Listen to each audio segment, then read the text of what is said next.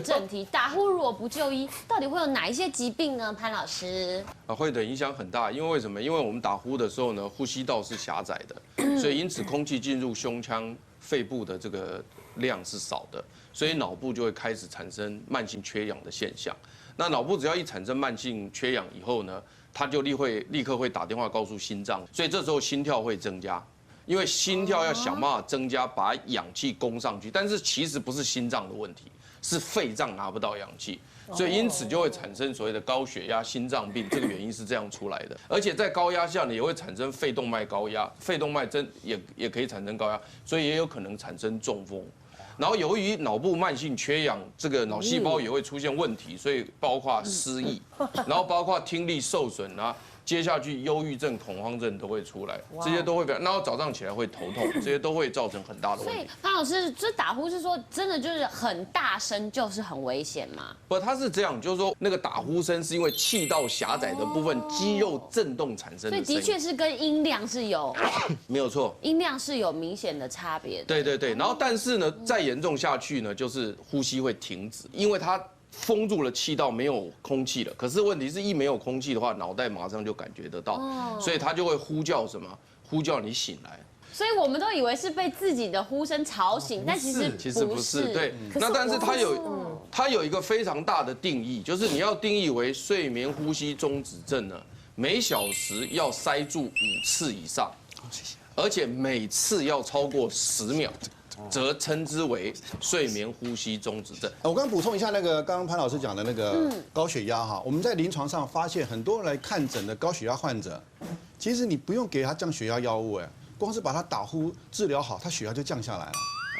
哦，那尤其这种就是平常都好好的，那有一阵子开始高血压，这种人你要第一个要怀疑的是他是晚上打呼导致睡眠中止。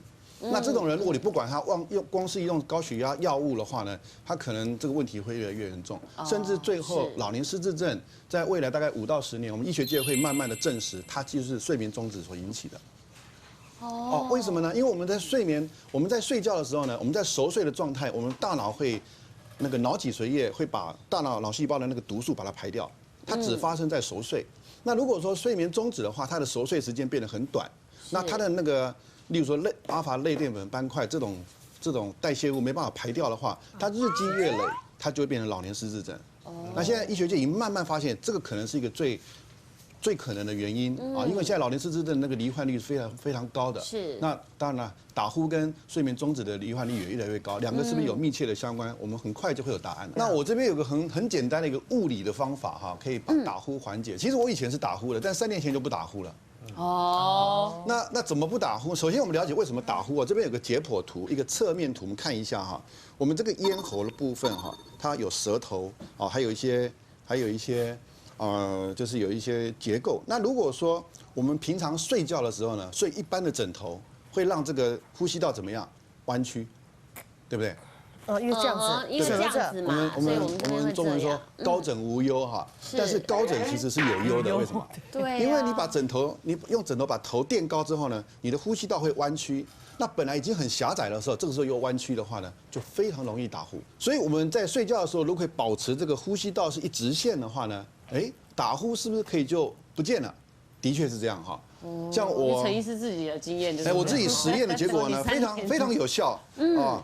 这边有2个枕头哈，看起来很像，但是这个枕头我用了3年，发现呢，我睡觉的时候哈，我拿给大家看哈，这个枕头是长这个样子的哈，我把头呢放在这个地方，那你从侧面看的话，它这边有个这个支撑点，一个 support， 它就把我的脖子呢顶起来了，所以我在睡觉的时候，我的脖子是一直线的。